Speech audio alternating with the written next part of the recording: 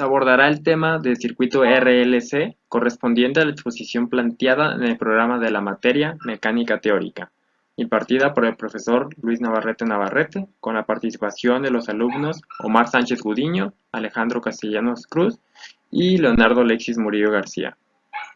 Antes de abordar el estudio de este tipo de circuito, es importante saber a qué nos referimos cuando hablamos de un circuito RLC, el cual es un circuito eléctrico que consiste en una resistencia R, un inductor L y un condensador o capacitor marcado por la letra C, conectados en serie o paralelo. De este tipo de conexión dependerá demasiado su tipo de comportamiento, pero eso se verá más adelante. El nombre del circuito como tal se deriva de las letras en inglés que se utilizan para denotar los componentes que lo constituyen, am, donde la secuencia de los componentes puede variar según el RLC. Como una de sus principales propiedades está que el circuito forma un oscilador armónico para la corriente y resuena de forma similar a un circuito LC o circuito resonante. Son múltiples las aplicaciones que se les puede dar a este tipo de circuito, pero las principales aplicaciones son filtros en línea, los cuales protegen contra ruidos eléctricos y contra sobretensiones transitorias. También tenemos filtros pasivos, los cuales principalmente se utilizan en instalaciones en la que la distorsión de corriente debe reducirse para evitar sobrecargas.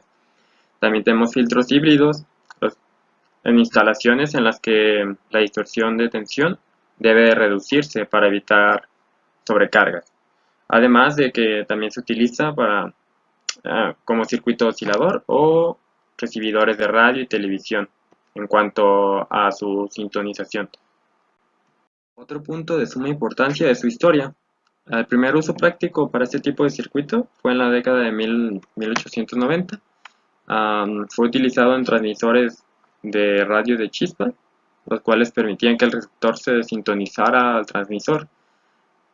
Como dato curioso, la primera patente para un sistema de radio que permitió la sintonización fue presentado por Loch en 1897, aunque los primeros sistemas prácticos fueron inventados en 1900 por el pionero de la radio anglo-italiana Guglielmo Marconi.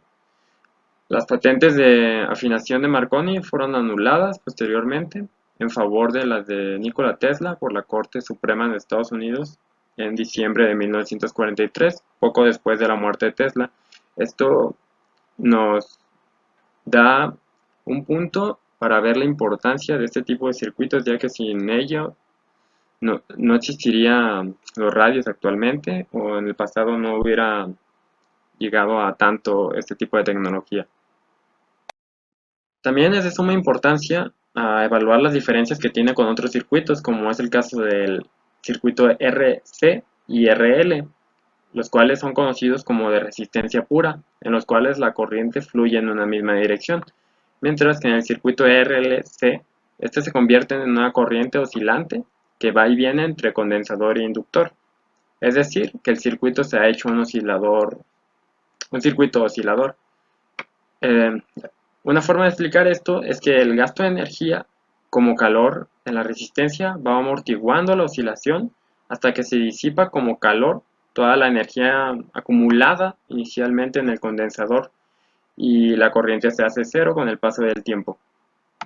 Un punto de suma importancia al hablar de este circuito es hablar sobre la amortiguación, la cual es caracterizada por el coeficiente de amortiguación. Este modula el comportamiento armónico al cambiar ligeramente el periodo e impone una resistencia al movimiento que va haciendo disminuir la amplitud de la oscilación de manera exponencial a medida que transcurre el tiempo. En el caso del circuito, si el coeficiente de amortiguación no es muy alto, la oscilación se mantiene y el sistema realiza varios ciclos antes de detenerse, ya sea por pérdida de energía o por cualquier otro tipo de alteración que sufra nuestro circuito. Ah, Como podemos esperar, dada la similitud planteada, la corriente en el circuito RLC es también armónica, con una amplitud exponencialmente decreciente en el tiempo si el valor de R no es muy alto. Como se había mencionado anteriormente, es de suma importancia saber o tener los valores adecuados para nuestro circuito. En dado caso de que la resistencia sea muy grande comparada con la inductancia, la energía de este circuito se disipará enseguida en forma de calor, y si en dado caso la inductancia es muy pequeña en relación a la resistencia, hay muy poca energía de partida. Por lo tanto, en ambas situaciones se pierde la energía tan rápidamente que no llega siquiera a ocurrir una sola oscilación. A esta situación se llama amortiguamiento crítico, la cual tiene la propiedad de que la energía decae más rápido que en los otros casos. ¿Y para qué sirve? Pues para detener las oscilaciones en el menor tiempo posible. Si hablamos de un oscilador mecánico, nos referimos a, por ejemplo, los amortiguadores de los coches, en los cuales no nos interesa que después de pasar un bache, el coche bote arriba y abajo durante un rato, sino que detenga y disipe rápido el golpe o el movimiento. Esa es la funcionalidad de este circuito.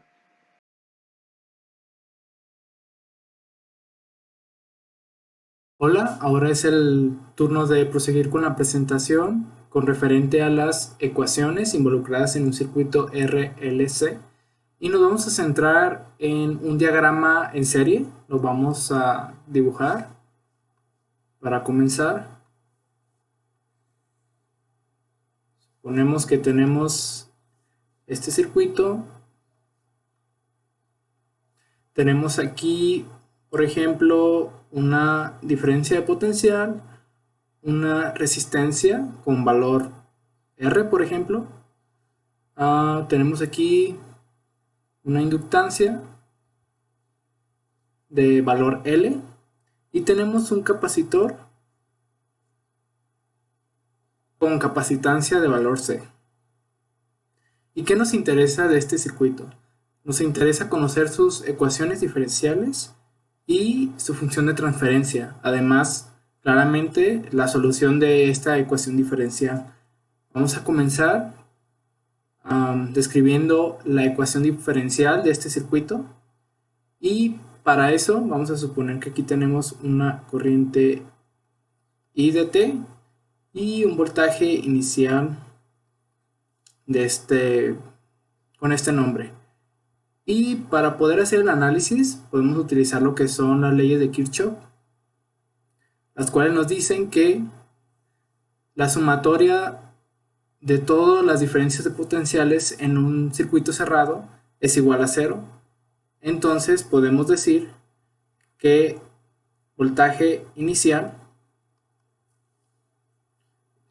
es igual a el voltaje de esta resistencia, que no sería otra cosa más que, voy a ponerlo mejor, que la intensidad de este circuito multiplicado por la resistencia. Además, el voltaje de este inductor, que sería la inductancia multiplicada por la derivada de la intensidad con respecto del tiempo. Además, este término de aquí, que de hecho este voltaje de aquí nos va a interesar para la función de transferencia que vamos a realizar más adelante. Este no es más que el voltaje del capacitor que cambia con respecto del tiempo. Entonces tenemos aquí que esto equivale a el valor de la capacitancia multiplicado por la derivada de 0 a t de la intensidad del circuito. Y bueno, aquí tenemos esta ecuación íntegro diferencial. Como vamos a hacer un análisis con técnicas de ecuaciones diferenciales, vamos a dejar esta expresión en términos de derivadas, y además, como vamos a sacar su función de transferencia, vamos a dejar todo con respecto a este voltaje de aquí.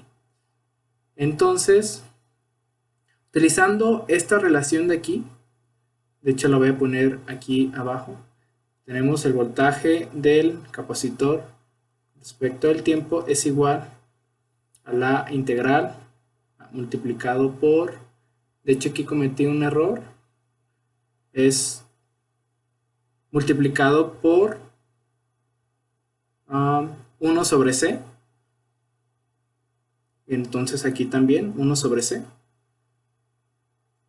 Entonces esto es igual a la intensidad, a la integral de la intensidad con respecto del tiempo. Tenemos esta relación de aquí. Por medio de el teorema fundamental del cálculo, podemos realizar lo siguiente. Decimos que la derivada del voltaje con respecto del tiempo es igual a el inverso de la capacitancia multiplicado por la intensidad. ¿Y para qué hacemos esto de aquí? Por el hecho que tenemos aquí lo que son la intensidad como tal, y la vamos a dejar expresada en términos del voltaje del capacitor. Entonces voy a bajar esta expresión de aquí para hacer las sustituciones. Tenemos esto de aquí.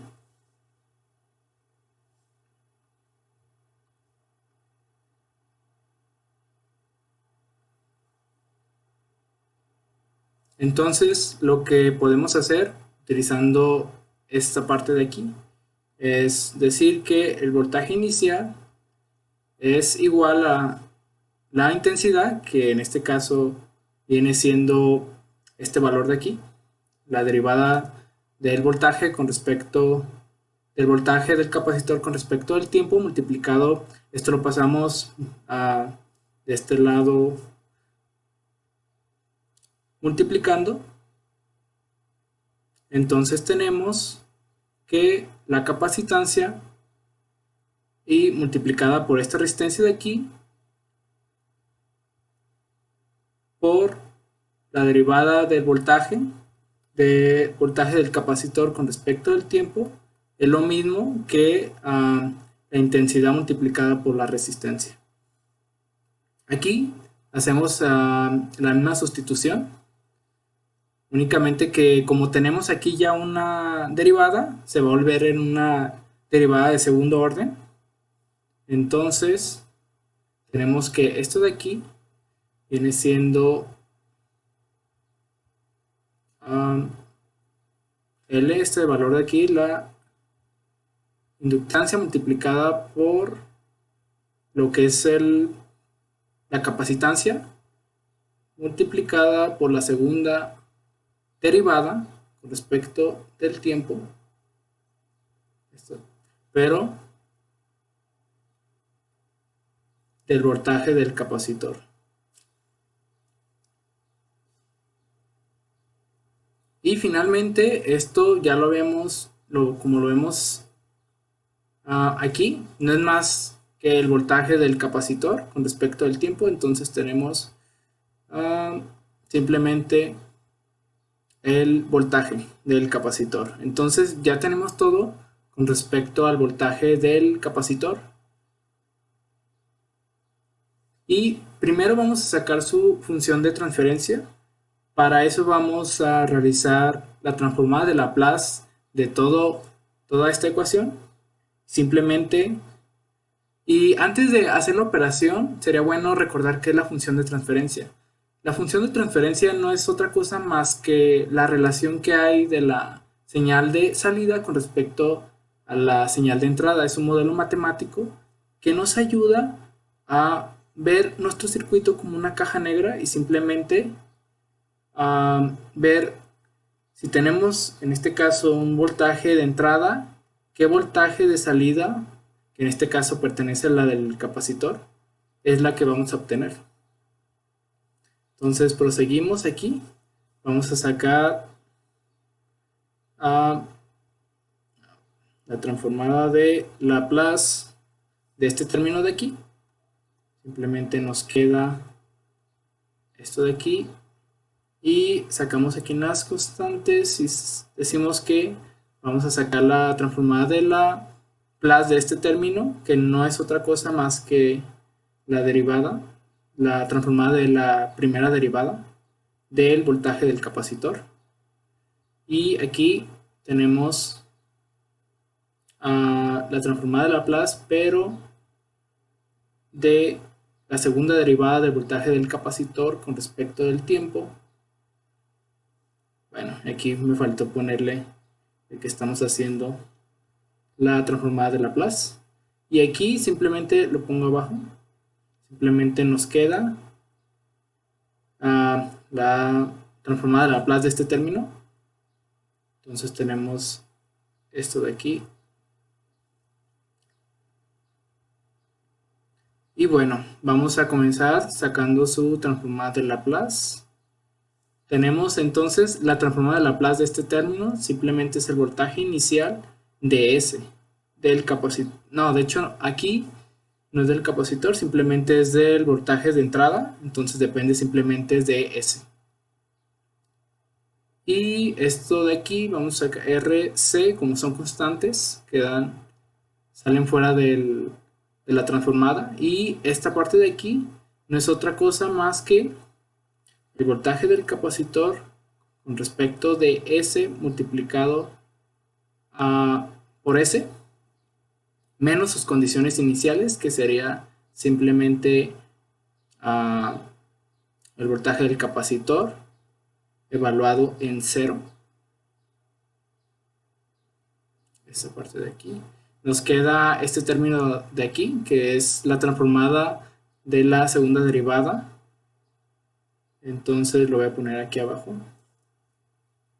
Tenemos LC. Tenemos LC. Y bueno, la transformada de Laplace de la segunda derivada no es otra cosa más que S cuadrada multiplicada por el voltaje del capacitor con respecto de S menos sus condiciones iniciales, que serían igual que aquí S B C, o sea, la condición inicial evaluada en 0 y su segunda condición inicial, ya que como es de segundo orden la derivada, aquí nos quedaría esto de aquí. Y bueno, finalmente lo que nos queda sacar su transformada es este término de aquí, que de hecho no se alcanza a ver bien. Pero simplemente, al igual que hicimos con esto de aquí, vamos a dejar la transformada implícita. Entonces aquí simplemente vamos a decir que la transformada de este término de aquí, del voltaje del capacitor, es igual al voltaje del capacitor de S. Y bueno, aquí como estamos obteniendo su función de transferencia, todas las condiciones iniciales son 0. El valor de las condiciones iniciales son ceros.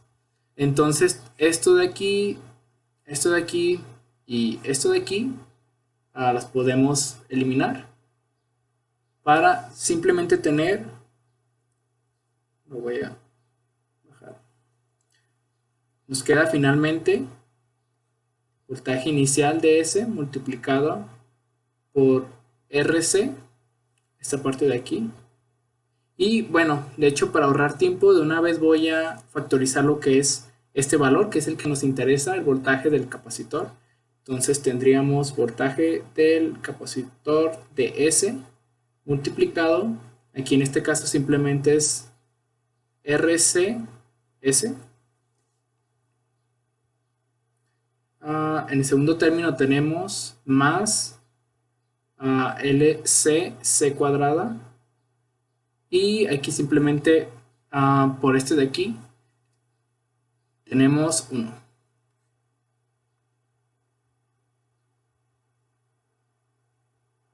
Y bueno, ya tenemos aquí lo que es casi terminado.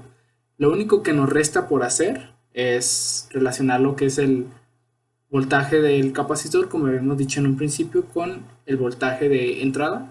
Entonces esto no es otra cosa más que 1 haciendo un despeje sencillo. Tenemos que, y acomodándolo mejor, tenemos que S cuadrada LC más RCS más 1. Bueno, voy a acomodar el valor de S aquí en la entrada. RC más 1 es igual a lo que es el voltaje del capacitor dividido sobre el voltaje de entrada. Entonces aquí tendríamos finalmente lo que es la función de transferencia. Ahora lo que nos interesa conocer, ya que tenemos la función de transferencia, es conocer la solución de la ecuación diferencial. Y bueno, tenemos esta de aquí, la voy a bajar.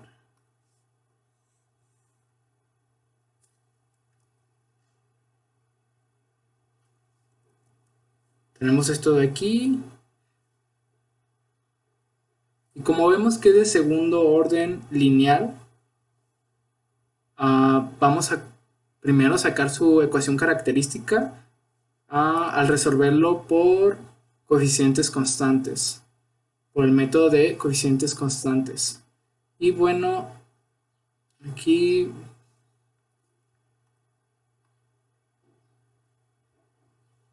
vamos a poner que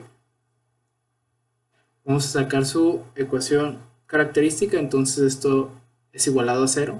Y de hecho, solo vamos a obtener su ecuación característica ya que tenemos la suposición que el voltaje no va a cambiar con el tiempo, que va a ser de tipo DC.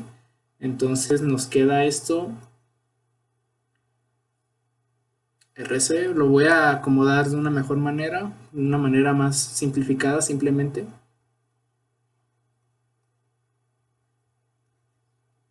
Tenemos esto de aquí, esto de aquí. Esta sería nuestra ecuación diferencial a resolver. Y bueno, para utilizar el método tenemos que suponer que nuestra solución va a ser de la forma E elevado a una constante multiplicado por T. Esa es nuestra suposición. Y bueno, vamos a sacar sus derivadas de esto, que no sería otra cosa más que SE a la ST. Y tenemos aquí la segunda derivada, S cuadrada EST. Al sustituir en esta ecuación, tenemos que 0 es igual a RC a S E a la EST, que es esto de aquí, lo estamos poniendo, estamos agregando aquí.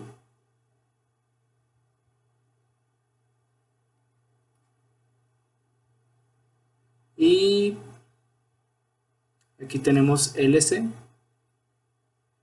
Y el valor de la segunda derivada, que no es otra cosa más que S cuadrada E a la ST, más simplemente este valor, más EST. Y bueno, aquí tenemos la ecuación característica. Vamos a factorizar lo que es E a la ST. Nos queda simplemente que es igual a RC. Bueno, voy a acomodarlo. Esta parte de aquí, LC. S cuadrada más RC. Y esto por S más 1. Así nos quedaría. Y como sabemos que este término nunca va a tomar el valor de 0, entonces vamos a resolver para esto de aquí.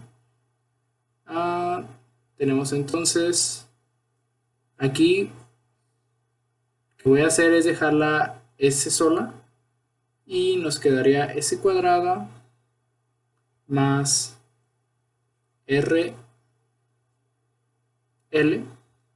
ya que este valor se cancela, S más 1 sobre LC.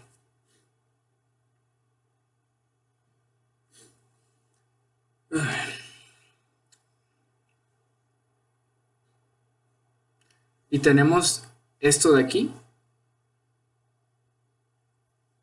Entonces lo que podemos hacer es utilizar la fórmula cuadrática. Y algo que aquí es bueno mencionar son estos dos valores. Tenemos que omega sub 0 es igual a 1 sobre LC. Voy a ponerlo mejor. tenemos que este valor de aquí. Más adelante voy a explicar qué es cada valor. Y tenemos que alfa, lo voy a poner acá arriba. Voy a poner alfa es igual a R sobre 2L. Tenemos estos dos valores. ¿Y estos dos valores qué nos dicen? Bueno, lo que es alfa viene siendo un valor que nos dice qué tanto se va a atenuar nuestro sistema, y de hecho más adelante les voy a mostrar una fotografía donde de manera gráfica nos dice qué hace este valor dependiendo los valores que tome, y aquí simplemente es la frecuencia que tenemos, la frecuencia angular de nuestro circuito, y vamos a hacer estas sustituciones aquí. Entonces nos quedaría S cuadrada. Antes de resolverla, vamos a hacer esto. Esto de aquí sería 2S por alfa más omega sub 0 al cuadrado es igual a 0. Y bueno, utilizando la fórmula cuadrática tenemos que menos 2 alfa más menos lo que es 4 alfa al cuadrado menos 4 lo que es 1 por omega sub 0. Tenemos esto de aquí dividido sobre 2, valor de este coeficiente que es 1. Tenemos esta relación de aquí. Y bueno, aquí voy a factorizar el 4 y lo voy a sacar de la raíz y nos quedaría simplemente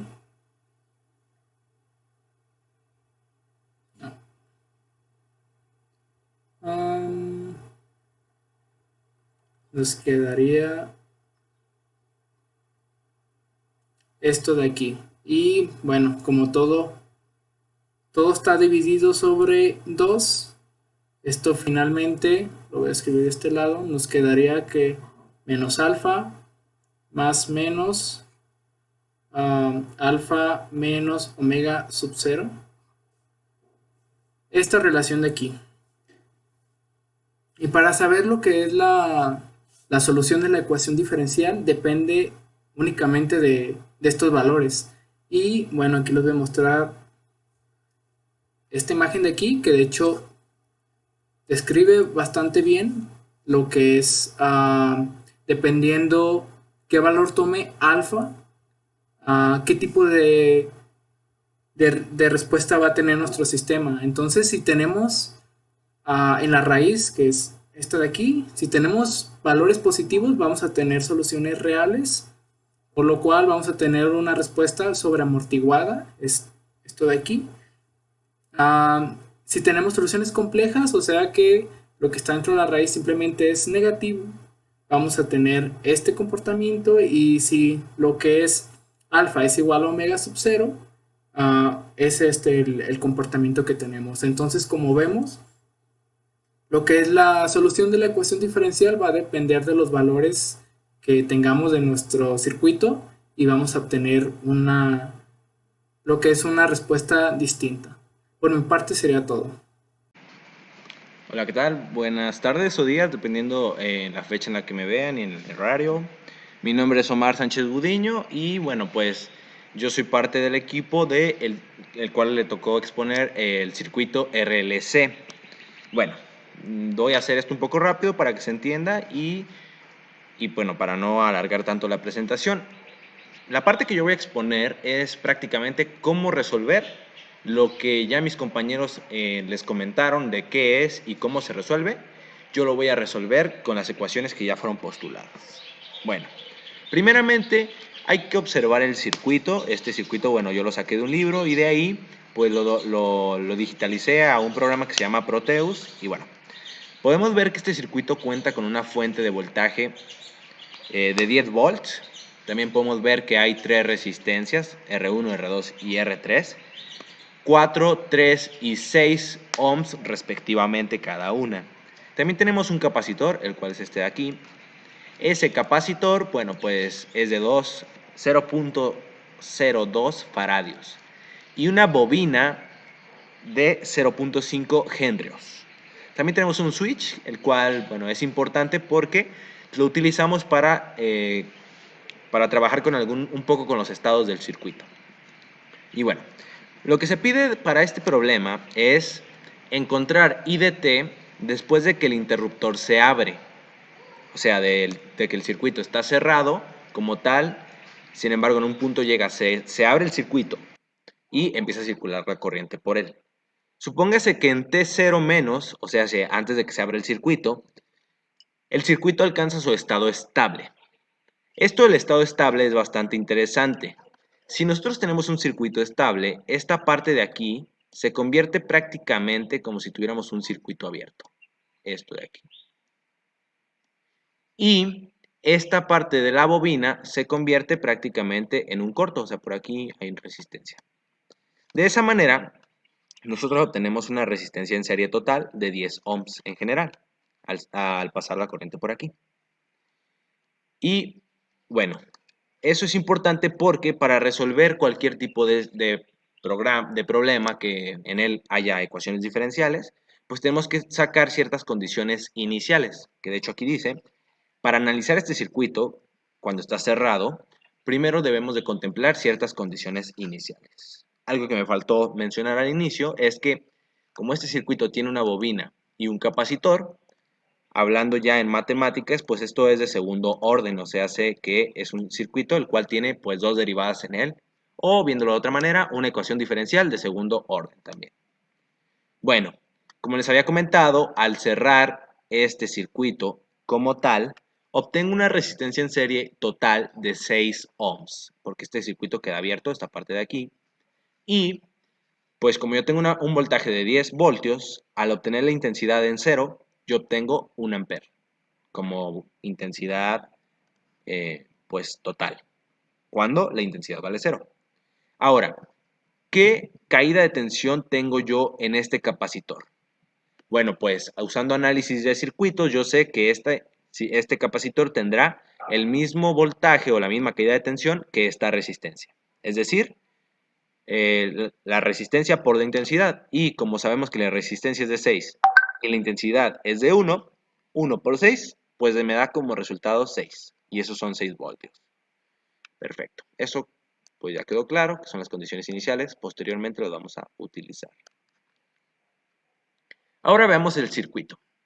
Si yo cierro el circuito, es decir, empieza a correr corriente a través de todo el circuito, y T vale más que 0, o sea, es mayor que 0, quiere decir que ya hay un tiempo en este circuito en el cual la corriente va a pasar.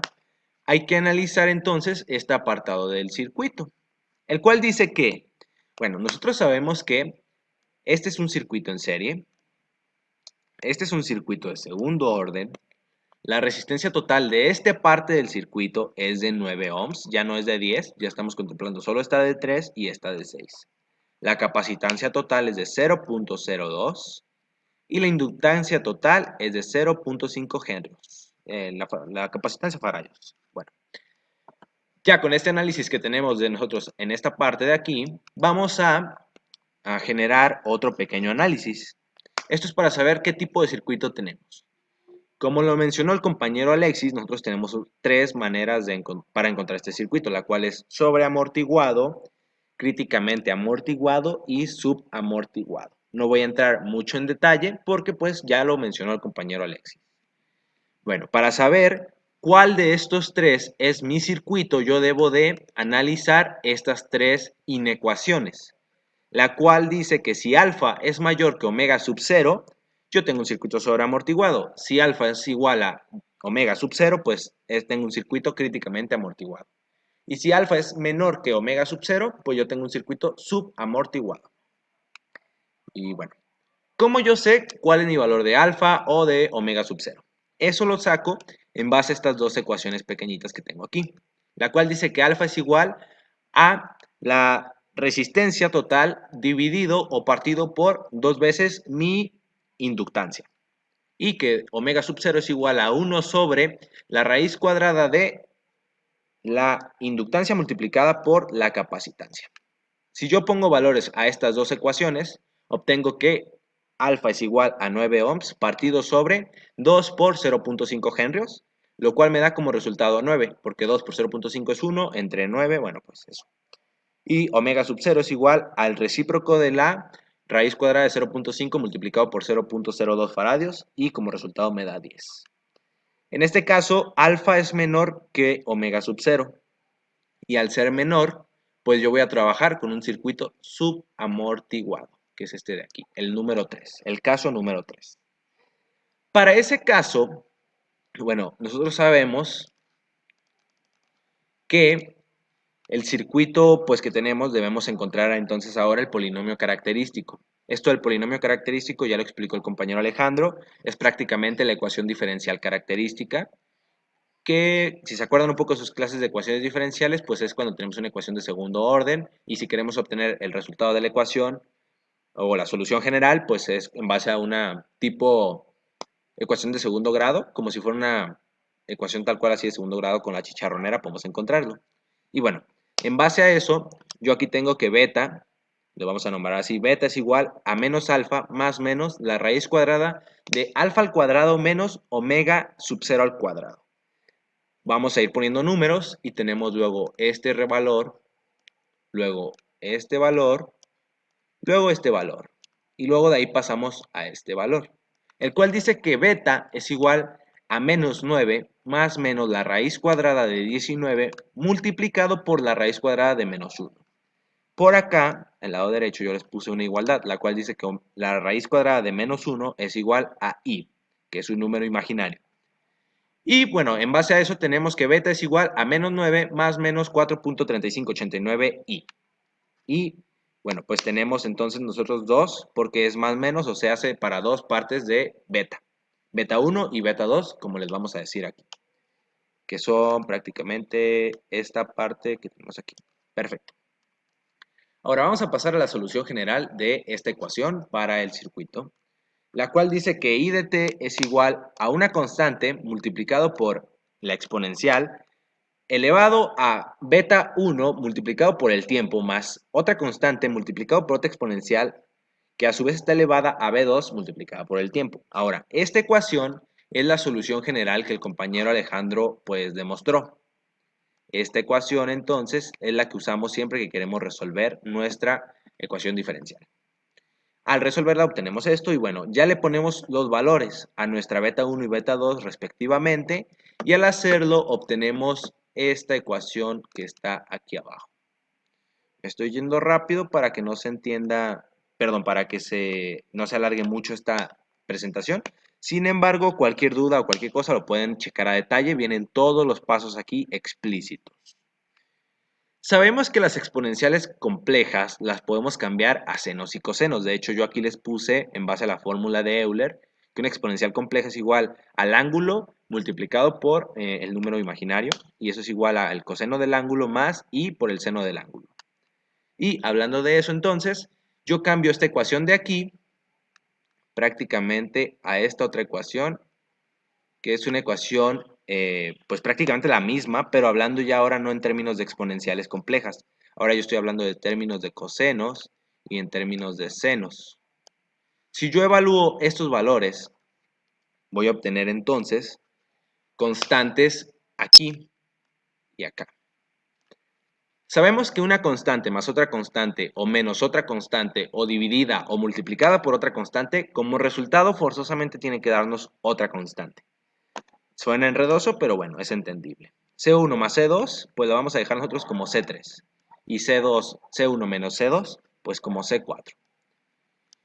Ahora, necesitamos saber cuánto es el valor de C3 y C4 respectivamente para obtener, pues, nuestra solución particular. Para eso vamos a pasar, entonces, a las condiciones iniciales para poder obtener nuestra solución particular, donde sabemos que tenemos tres ecuaciones, condiciones iniciales, I0, B0 y la derivada de I inicial en 0 con respecto al tiempo. Dos de ellas yo ya las tengo, las saqué al inicio de la presentación, que es esta parte de aquí, si se acuerdan. Les comenté que iba a ser importante. Entonces, I de 0 es igual a 1 ampere. Y B de 0 es igual a 6 volts. Ahora, la que me hace falta a mí saber es esta de aquí. Para poderla obtener, yo tengo que generar un análisis un poquito más complicado. Pero bueno, prácticamente se basa en pura ley de Kirchhoff, las cuales ya anteriormente en circuitos hemos visto.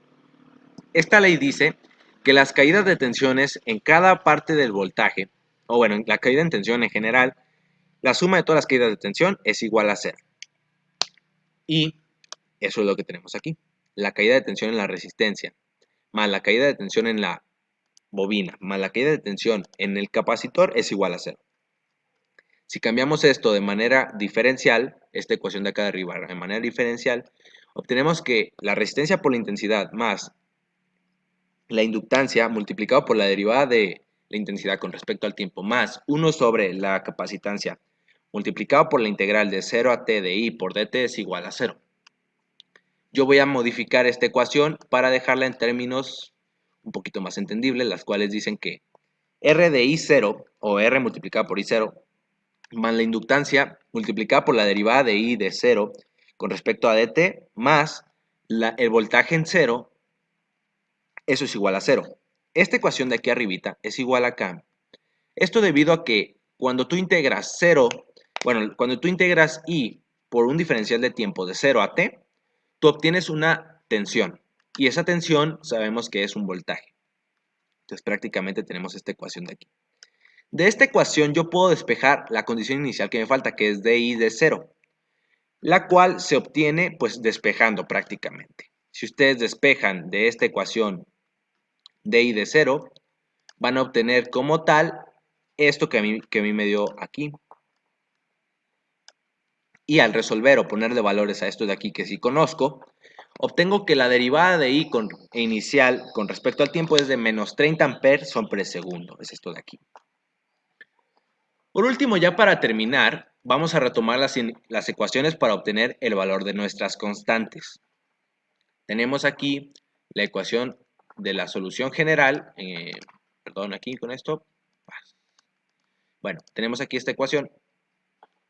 Y cuando yo pongo a resolver estos valores, entonces voy a empezar con una condición inicial, la cual dice que es I de 0. Yo voy a evaluar todo lo que sea de tiempo a valores de 0. E a la 0 porque tenemos 9 por t, bueno, multiplicado por el coseno de esto que es por t, que al final pues se va a convertir en 0, coseno de 0. Y seno de, pues otra vez prácticamente seno de 0. Por trigonometría básica yo sé de esto que coseno de 0 es 1 y seno de 0 es 0. Y si yo resuelvo un poco más estas ecuaciones, tengo que C3 prácticamente es igual a I de 0. Lo cual yo anteriormente ya había calculado. Es la primera, de hecho, la primera condición inicial. Y bueno, equivale a un amperio. Vamos a regresar y aquí se lo pueden ver. I de 0 es igual a 10 entre 10, que eso es igual a 1. Y bueno, es el amperaje que yo tengo. Posteriormente vamos a obtener ahora nuestra segunda constante, la C4. Y para eso es importante o necesario derivar nuestra intensidad con respecto al tiempo. Al derivarla yo obtengo esta ecuación de aquí. Y bueno, si quieren saber cómo la derivé, pues posteriormente me pueden mandar un mensaje y aquí les explicaré bien. Pero para que no se haga tan largo este video, lo voy a dejar ahí. Ahora, si yo evalúo esta ecuación en 0 siempre que yo vea la t, mi resultado se reduce a simplemente esta ecuación pequeñita, 9 por C3 más 4.3589 por C4. C3 equivale a 1, por tanto esto se va. Y prácticamente si yo despejo de aquí mi C4, obtengo que C4 es igual a menos 4.8177. Ese es mi valor de C4. Perfecto, ya una vez que ya tengo yo eso de ahí, lo voy a poner en esta ecuación que es la misma que ya teníamos anteriormente. Pero ahora voy a sustituir de la parte general de la ecuación general a mi resultado particular, el cual dice que I de t es igual a E a la menos 9t, que multiplica a 1, porque C3 sabemos que es igual a 1, que multiplica el coseno de cierto ángulo que ya habíamos mencionado, menos 4.8177, antes conocido como la constante 4, multiplicada por el seno. Y bueno, pues simplificando un poquito más esta parte del 1 por el coseno, esta de aquí es mi solución particular. Y con esta solución se termina el análisis de este circuito de aquí. Entonces sabemos que, como tal, la solución para ese circuito es esta ecuación que tenemos aquí. Si yo pusiera estos valores en una calculadora científica o lo que sea, ya me daría un valor de la intensidad exacto. Pero bueno, eso ya lo dejo para que ustedes lo hagan en sus calculadoras. Yo me despido entonces y eso fue prácticamente todo lo que a mí me correspondió de el tema de el circuito RLC. Cualquier duda o comentario que tengan lo pueden hacer llegar mediante la aplicación de Zoom. Que estén bien. Y mi compañero Alexis ahorita se va a despedir de ustedes con la diapositiva.